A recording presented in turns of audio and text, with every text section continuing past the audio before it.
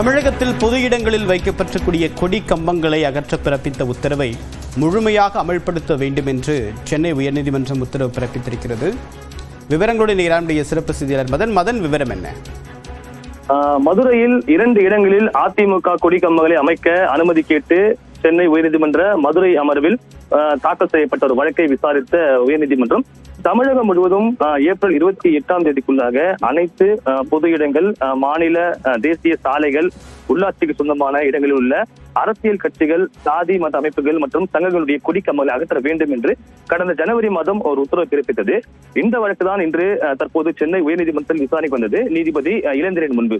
அப்போ தமிழக அரசு தரப்பில் ஆஜரான வழக்கறிஞர் இது தொடர்பாக தமிழக தலைமை செயலாளர் தலைமையில் ஒரு ஆய்வுக் கூட்டம் நடத்தப்பட்டு ஒரு நிலையான வழிகாட்டு முறை தயாரிக்கப்பட்டு வருவதாக தெரிவித்தார்கள். அப்போது நீதிபதியை பொறுத்த வரைக்கும் நிலையான வழிகாட்டு முறை தயாரிக்கப்பட்டு வரக்கூடிய நிலையில் ஏன் அரசியல் கட்சி கூட்டங்களை பொது இடத்தில் அமைக்க அனுமதி வழங்குகிறது என்று கேள்வி எழுப்பினார். மேலும் உயர்நீதிமன்றம் உத்தரவிட்ட பிறகும் கூட முறையான அனுமதி இல்லாமல் கொடி கம்பங்கள் அமைக்கப்பட்டுள்ளதாக தெரிவித்தார். பொது இடங்களில் அந்த கட்சி கூட்டங்கள் மற்றும் கொடி கம்பங்கள் அமைப்பதற்கு ஏதேனும் கட்டணம் வசூலிக்க என்ற கேள்வி எழுப்பதற்கு ஒவ்வொரு கொடி கம்பத்திற்கும் 1000 ரூபாய் கட்டணம் வசூலிக்க வேண்டும் என்றும் அவர் தெரிவித்தார்.